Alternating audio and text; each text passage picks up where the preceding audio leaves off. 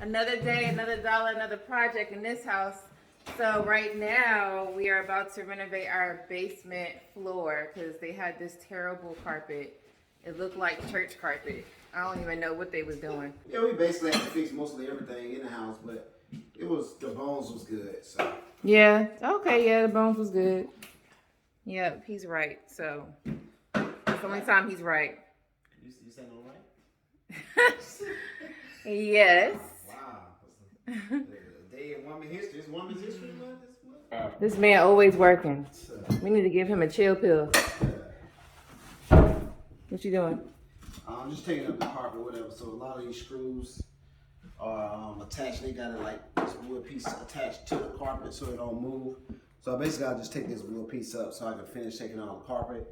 If you want to learn more about how to renovate your own property or your own home, just DM us or comment below and we'll give you all the tips.